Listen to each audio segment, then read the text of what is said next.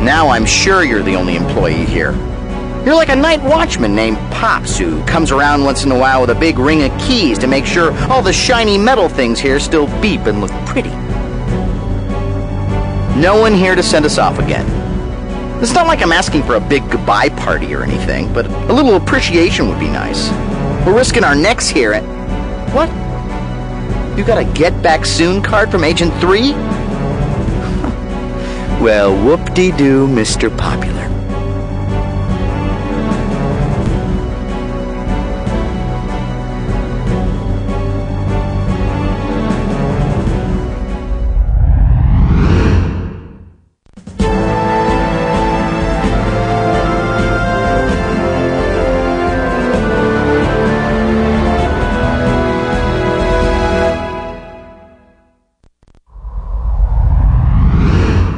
There's the Tibetan monastery we saw spilled all over the ravine.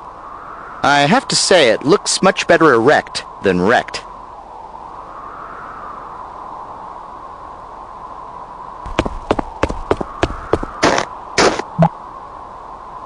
Here, Swiss Miss grows only the finest hot chocolate beans.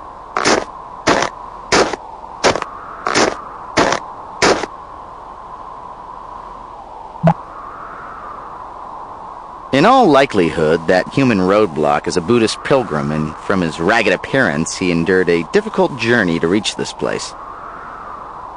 The pilgrim seems overwhelmed with reverence. Maybe he saw you coming and thinks that you're the great chameleon god, descended from the heavens. Tell him that you demand a large sacrifice of bugs and insects. That pilgrim is either deep in prayer or he's just eaten a whole bunch of turkey. Either way, it might be a good idea if you captured his image with the chameleon device while he's not looking. Gage, you're wearing a time suit. Do you see a problem here?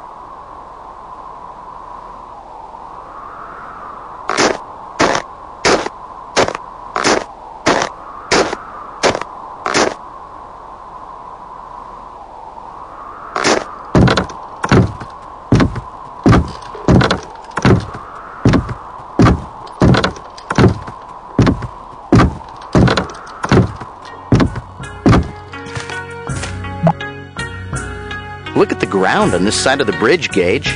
It's green. Some technology is keeping ice away from this side of the mountain. This culture must be advanced. They have invented the Zamboni centuries before its time.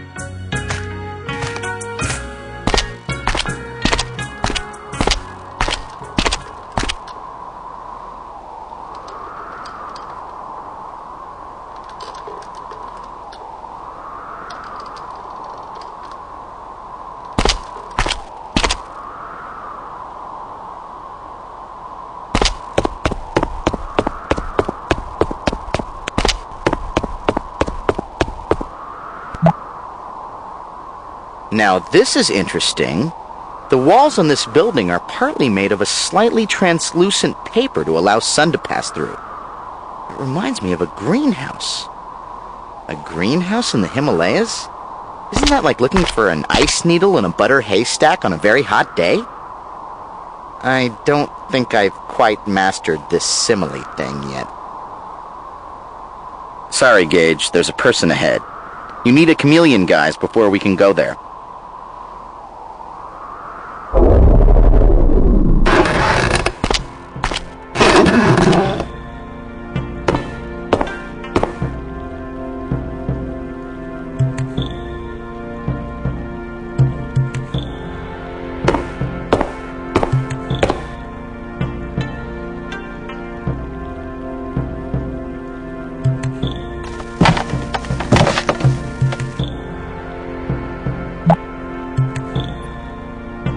Hey, I've been looking for a knife like that. Let's try and find another one and play Klingon Blood Challenge. Kapach! That means Fraidy Cat. You better take that knife, Gage. You never know when we're gonna have to butter some curved toast.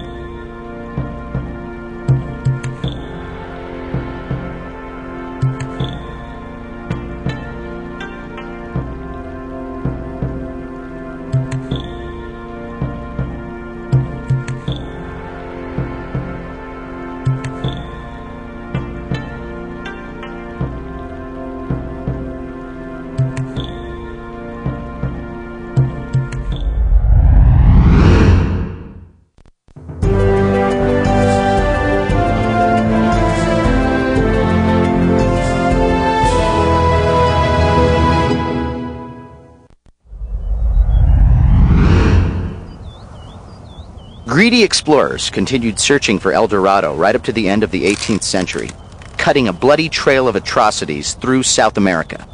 However, none would find the lost city. Disease, dissension, native resistance, and malnutrition would eventually decimate even the most well-prepared expeditions.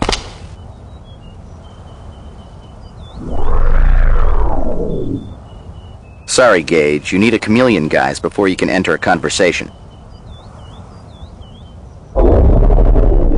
Sorry, Gage, you can't speak to someone with their guise. It'll give them a complex.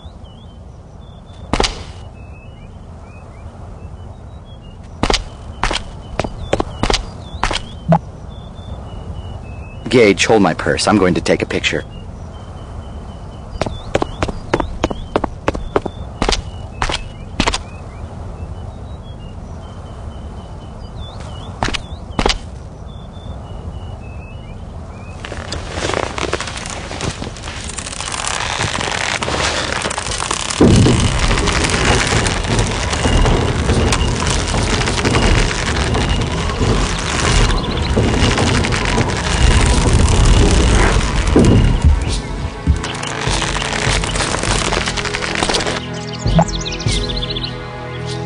Agent 3 said this city was El Dorado, the fabled lost city of gold. The legend of El Dorado grew after the conquistadors came to Peru in 1530 to plunder the Incan Empire. Driven by rumors of a gilded city whose roads were lined with gold, New World conquerors continued to ravage the continent of South America after the genocide of the Incas. According to history, the name El Dorado was coined by Sebastian de Belalcazar in 1535, a veteran of the Inca conquest and founder of the capital of Ecuador. He met an Indian who spoke of a king that sprinkled his body with a fine gold dust before bathing in a sacred mountain lake. On hearing that, Belalcazar called the mysterious king El Dorado, the Golden Man. Today we know that man as George Hamilton. This is the farm plateau we visited earlier. We know that most of the fighting occurred over the temple of the Central Plateau. I think we should search there for the artifact. Judging from these fertile fields, I would say that the natives have mastered irrigation. Having seen the well system firsthand, I would guess that they're using underground aqueducts to bring water from the mountains. What's that near the well, Gage? Is that a South American mountain sloth? Be careful, they're rapid nappers.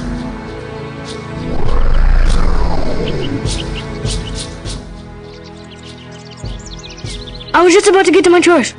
Oh, good morning, sir. If you're looking for my father, he's over by the llama pins. Tell me about your father. My father is Haku. He harvests all the crops on this mesa. I think he is the busiest man of our village. Goodbye.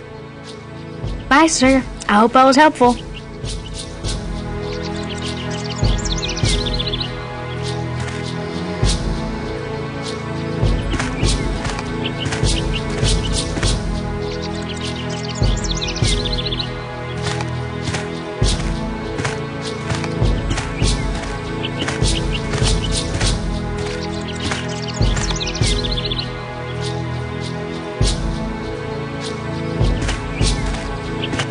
I think if I had a nose, I'd be holding it right now. We're in a stable of some sort. Some advice? Step gingerly while we're in here.